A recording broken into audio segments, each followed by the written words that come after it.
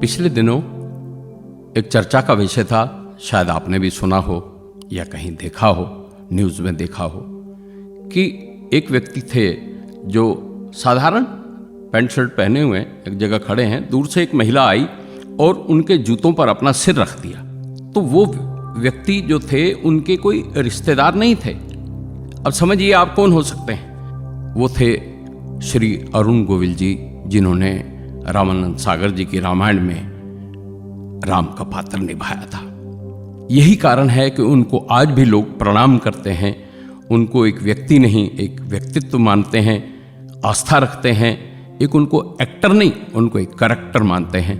आइए जानते हैं आज का विषय। नमस्कार मित्रों, मैं अशोक शर्मा भक्ति राग चैनल पर आपका स्वागत करता हूं। जी हां, भक्ति राग, आप ठीक सुन रहे हैं। भक्ति राग चैनल ही मैंने बोला है क्योंकि आज मैंने 2-3 दफ़ा भक्ति राग चैनल क्यों बोला, ऐसा नहीं कि मैं बीच में अटक गया या मुझसे कुछ भूल हो रही है। उसका कारण ये है कि हम बहुधा भक्ति राग चैनल पर इस तरह के विषयों को नहीं लेते, लेकिन आज इस विषय पर हमें बोलना पड़ा। उसका भी एक कारण है। जब कोई भी बात हमारी आस्था, विश्वास, श्रद्धा से जुड़ी होती है और उसमें हमें कुछ अटपटा सा लगता है, तो हमें उस विषय पर बोलना पड़ता है, क्योंकि हर किसी को बोलने का अधिकार है। और फिर जब हमारे कल्चर की बात हो, हमारी संस्कृति की बात हो, हमारे देवी देवताओं की बात हो, तो मैं समझता हूँ हर एक आदमी को बोलना चाहिए। क्योंकि जब तक हम बोलेंगे नहीं, तब तक किसी को पता कैसे लगेगा कि हाँ, अगर नहीं बोलेंगे तो उसी तरह की गलती वो दोबारा कर सकता है।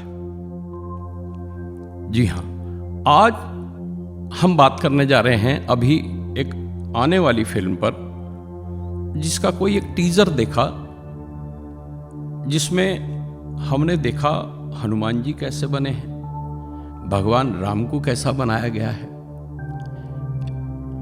वो बिल्कुल मेल ही नहीं खाते उनके चरित्र से, जो उनके क्रियाकलाप हैं, जो उस समय का विवरण है, त्रेता काल की बात है, तो इतना विभत्स दिखा देना।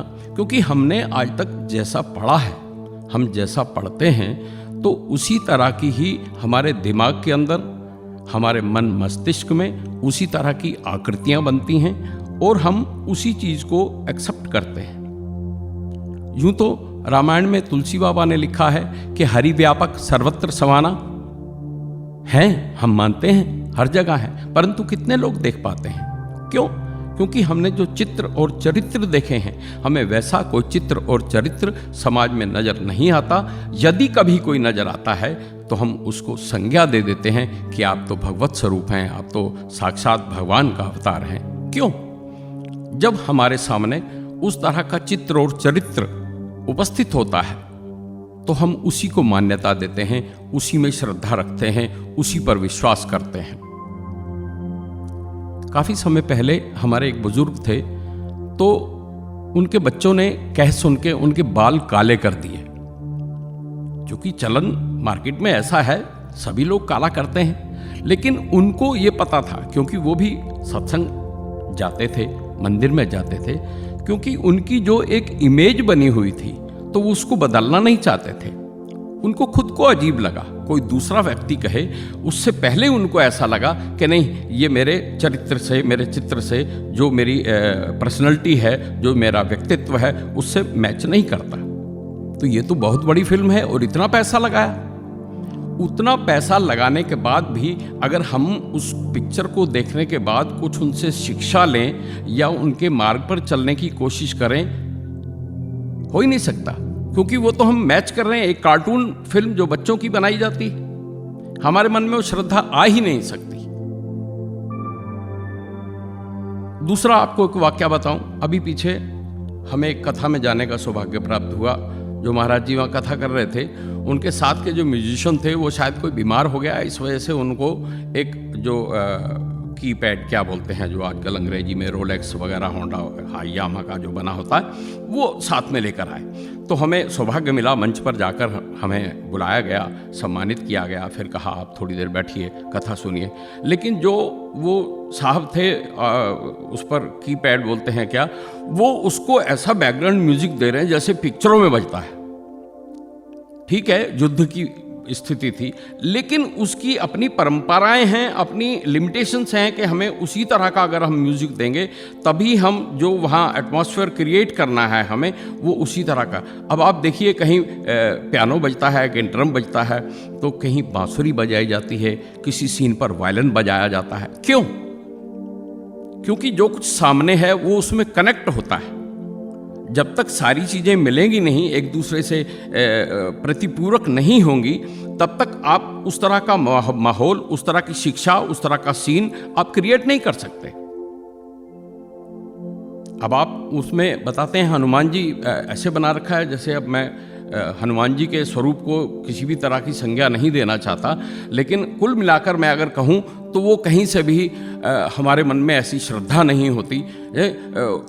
जैसे एक जगह रामायण में लिखा है कि कनक भूधरा कार शरीरा, हनुमान जी का वर्णन किया गया है विभत्स रूप, लेकिन वहाँ भी हम सौम्यता से उसको दिखाते हैं। आकार बड़ा दिखा सकते हैं हम, ये नहीं उनके और जो उनका फेस है, जो उनका चेहरा है, हम उसमें कुछ और वो करें, नहीं, उनका शरीर बड़ा दिखा सकते हैं, बलशाली दिखा सकते हैं, उनकी गदा को बड़ा दिखा सकते हैं, जो उन्होंने पहाड़ पर्वत उठाया उसको बड़ा दिखा सकते हैं। लेकिन हम उनकी आंखें अजीब तरह की सी कर दें या उनका नाक अजीब तरह सा कर दें जो कि हमने देखा ही नहीं, तो हम उसको कैसे एक्सेप्ट करेंगे? हम अपने आने वाली जनरेशन को, अपनी आने वाली संतान को हम ये दिखाएंगे? उनके दिमाग में सिर्फ एक कैरेक्टर आएगा कि ये तो हमने छोटा भीम देखा और फलाना फलाना फलाना हमने सीरियल देखा, बच्चों की मूवी थी, ये तो वो है। उनके दिमाग में कभी भी उस सीन को, उस स्वरूप को देखकर उनके दिमाग में श्रद्धा, भक्ति, विश्वास कुछ पैदा हो ही नहीं सकता। सीख लेने की तो बात अलग है। अब आप ये देखिए कि जितना इस पिक्चर के ऊपर पैसा लगा है और उनके वर्सेस आप अगर रामलीलाओं को देखिए, जो बड़ी स्टेज पर भी होती हैं या छोटी स्टेज पर भी, तो उनमें एक कनेक्टिविटी होती है। उन पात्रों को देखते ही लोग एकदम आंख बंद करके और सिर झुका देते हैं। जबकि आप उनका बजट रामलीलाओं का देखिए, और पिक्चरों में तो आपको पता ही है कि करोड़ों से कम बात ही नहीं होती। सुना है 500 करोड़ की पिक्चर है। तो मैं ये कहना चाहता हूँ कि वो थोड़े से पैसे में भी, मैं इसका 100वां भाग समझ लो, उतना भी उनका बजट नहीं हो पाता होगा, लेकिन वो एक कनेक्ट करते हैं। उनके पात्र जैसे ही मंच पर आते हैं, लोग तालियां बजाकर उनका स्वागत करते हैं और श्रद्धा से शीश झुका देते हैं। ऐसी चीज़ें लोगों को पता लगनी चाहिए। जब तक किसी को कुछ पता नहीं लगेगा, वो उस पर अपने विचार नहीं रख सकता। ये विषय ऐसे नहीं है कि होने दो, जो हो रहा है हमें क्या मतलब है।